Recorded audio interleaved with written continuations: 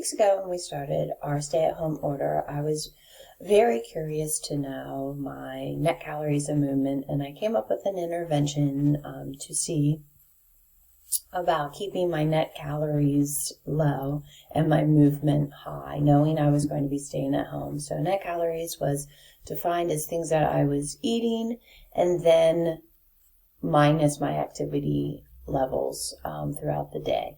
The movement was my step count.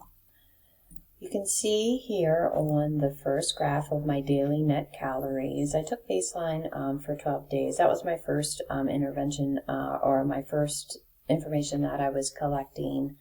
Was interested in my food intake with my activity levels. So you can see that 12 days. No significant trend. Is kind of all over the place, as well as the intervention. There's no trending up or trending down. So you can see that I would need to put a better intervention into place. But knowing with my anecdotal notes that you can see when I was eating pretty high, oh my goodness, at around 2,000 and pretty much not getting any activity during those days to make it go lower, that something triggered stress in my notes. Something that triggered emotion or anxiety, it went high, as well as the environmental factors of the weather conditions. You can see I was also eating more. When it went low, it was environmental factors. If it was nice outside, I was getting my activity, as well as I wasn't consuming as many calories. On the next graph, you can see my daily step count, which I only took baseline for 4 days and implemented an intervention program for my step counts pretty quickly early on, as far as hitting the floor and wanting to get moving. So you can see at that moment my motivation levels, it was kind of up and down. And again, when my step count was pretty high, it was a nice day. I was participating in a lot of step activities. And you can see on the lower days, again, in the notes that I was taking, was environmental factors. If it was raining, it was cold, and or something triggered that I was kind of just probably just sitting around, or if I had work that needed to be done, I was also sitting a little bit more. So that was also in my notes. I broke out a graph just for the weekly to kind of see it, and it's a little bit easier to see.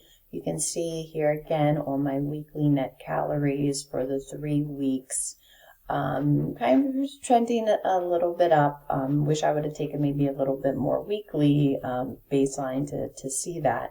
And you can see on the data points here, again, real no trend happening. Therefore, I would need to take a little bit stronger intervention plan and reassess the intervention to move forward to get those lower. Again, you can see this must have been, my week 7 must have been either stressful and or pretty cold. So you can see that was the result for my net calories on that. My weekly step counts here, you can see baseline, that was the total of the 3 weeks and the intervention.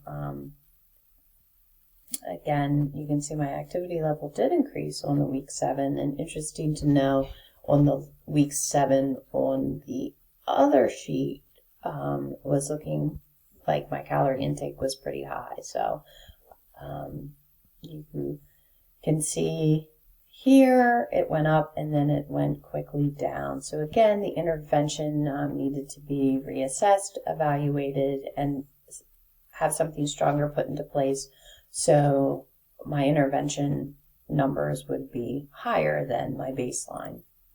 So the next step, moving forward with another intervention, I have to figure out getting more steps on rainy days, cold days, that affect my step count. So again, I need to make sure I do my antecedent strategies. Placing a little mini gym in my house would be a good example. Maybe putting a jump rope by the door when it stops raining. Things like this will help me stay on track and get my step count a little bit higher. Making sure that I have maybe a beeper on my phone if I don't reach my 10,000 steps, or would also be a great antecedent strategy and a prompt to get my step count up. The next one is having a game plan for my workouts, scheduling workouts that I can get my activity levels up, my step counts, as well as dropping my net calories. I need to make that a little bit stronger. And when I'm shopping throughout the stores, is making sure that I'm keeping all healthy food in the house.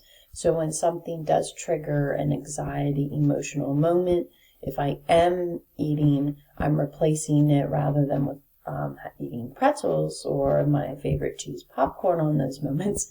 I would get an orange or an apple for my replacement behavior for that particular moment that emotional eating is happening.